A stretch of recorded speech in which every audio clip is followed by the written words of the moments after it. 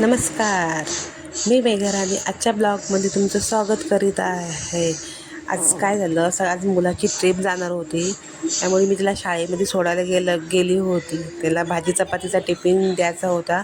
तो व्हिडिओ काय तुमच्याबरोबर मी शेअर नाही केला. मी घरी येऊन बघते तर काय, मुलगी तर मोबाईल घेऊन पडली होती, मोबाईल बघत. तिने काहीच आवडलं नव्हतं. मग काय, मी घरी आले, फ्रेश झाले आणि पटकन कामाला लागले.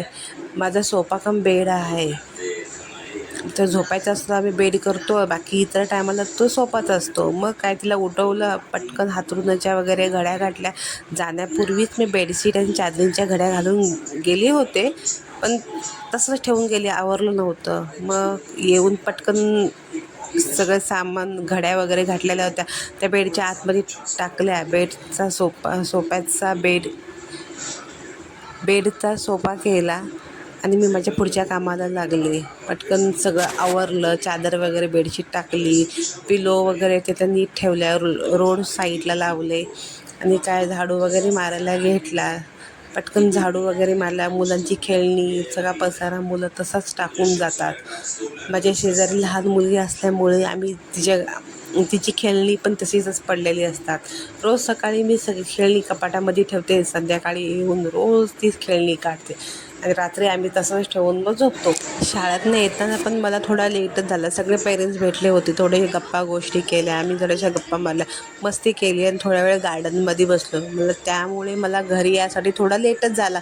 लेट झाल्यामुळे काय, पुढची सगळी कामं उशिरा सुरू झाली. कामं तर सगळी उशिरा झाली होती. मी थोडीशी दमली पण होती. रात्री झोपही पूर्ण झाली नव्हती, त्यामुळे काय, थोडा थकवा जाणवत होता. रात्री त्याची वेदूची ट्रिप असल्यामुळे तो खूप एक्साइटमेंट होता.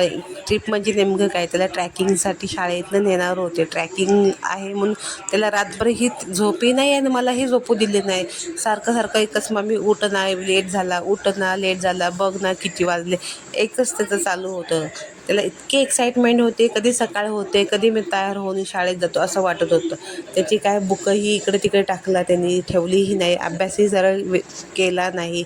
फक्त एकच त्याच्या डोक्यात होतं, उद्या जायचं, उद्या पिकनिकला जायचं.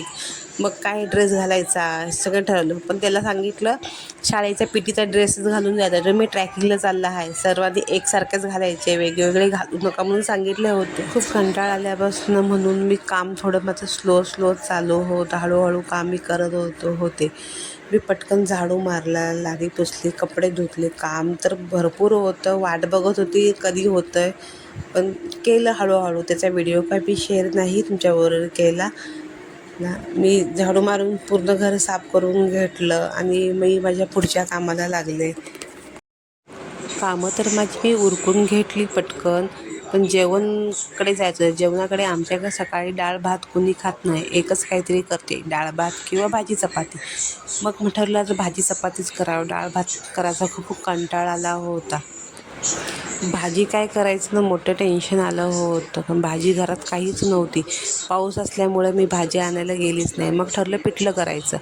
पिठल्याला पटकन फोडणी घातली आणि पिठलं तर मला काही करता येत नाही, पण मी अशा पद्धतीने पिठलं करते. मी पहिला पीठ सगळं ढवळून घेते एका भांड्यामध्ये आणि मग ते फोडणी घालून ते पाणी उकळायला लागलं की मी मग त्याच्यात ते पीठ वरतून ओतून देते आणि हलवते त्यांना.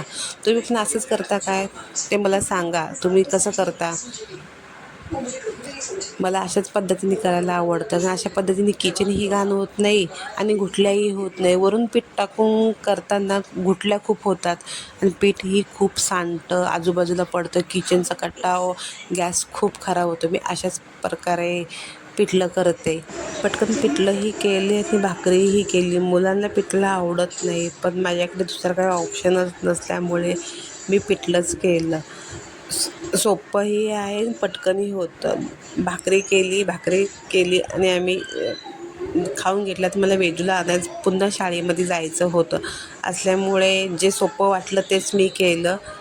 आणि मला संध्याकाळी पुन्हा रुद्राभिषेक होता, मग त्या पूजेमध्ये पण जायचं होतं आणि आज प्रिन्सचा बड्डेही होता, त्या बड्डेलाही जायचं होतं. आजच्या दिवसासाठी एवढंच. बाय, उद्या पुन्हा भेटू. शब्दांमध्ये काही चुकामुक झाली असेल तर प्लीज माफ करा. मी जास्त व्हिडिओ नाही टाकलेले आहेत, त्यामुळे ही गडबड माझ्याकडून होतेच.